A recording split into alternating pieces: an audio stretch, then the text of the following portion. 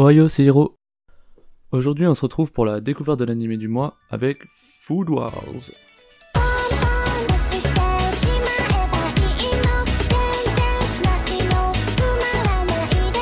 Vous l'aurez compris, cet animé parle de bouffe, et pour une question de sécurité, vous ne pouvez pas le regarder après 15 h quand vous avez eu la flemme de vous faire à manger.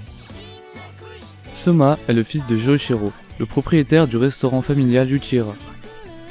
Ils travaillaient tous les deux jusqu'à ce que son père aille travailler aux États-Unis dans un restaurant de renommée, laissant de côté son restaurant familial local.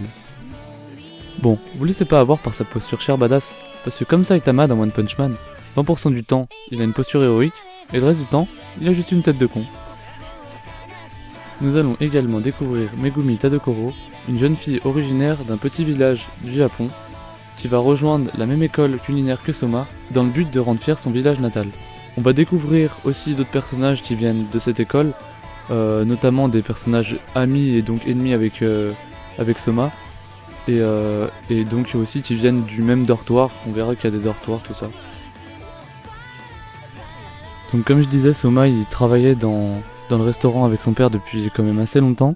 Il pensait que tout allait se passer normalement, qu'il allait récupérer le restaurant, mais son père devant aller travailler donc dans un palace new-yorkais, il l'envoie dans une école de renommée, une prestigieuse école culinaire où seuls 10% des élèves sont diplômés. Donc bien décidé à ne pas décevoir son père, il devra rivaliser contre beaucoup d'autres cuisiniers que son père. Il va devoir s'imposer parmi les meilleurs pour un jour donc vaincre son père lors d'un duel culinaire auquel il s'est fait battre des milliers de fois. Pour ma part, j'ai vraiment apprécié de regarder cet animé car il y a vraiment des moments badass, même sans combat réel entre guillemets, et j'ai vraiment pas été déçu. C'est vrai que les animés sur la bouffe au Japon, c'est un peu comme les animés de sport, il y en a beaucoup et c'est souvent répétitif à mon goût, petit jeu de mots. Mais là l'univers il est super, chaque épisode il donne envie de casse-dalle et il donnerait presque envie de devenir cuisinier. Je suis assez bon public donc je m'attache assez bien aux personnages en général. Surtout que les personnages sont modernes et pas trop clichés. Puis j'aime vraiment la dimension qu'il y a derrière chaque repas que prennent les testeurs, même si c'est un peu exagéré.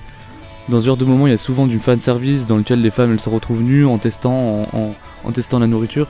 Donc c'est assez marrant quand c'est des petits vieux et puis c'est assez gênant, mais voilà. Donc voilà, il m'a beaucoup fait rire et j'ai eu des moments de frisson, notamment dans les scènes badass. C'est pour ça que je donnerai la note de 7,5 sur 10. Je vous laisse sur le petit condensé de la série. Bon allez, fais pas le radin, toi lâche un com, lâche un like. Et surtout, abonne-toi. Allez, ciao.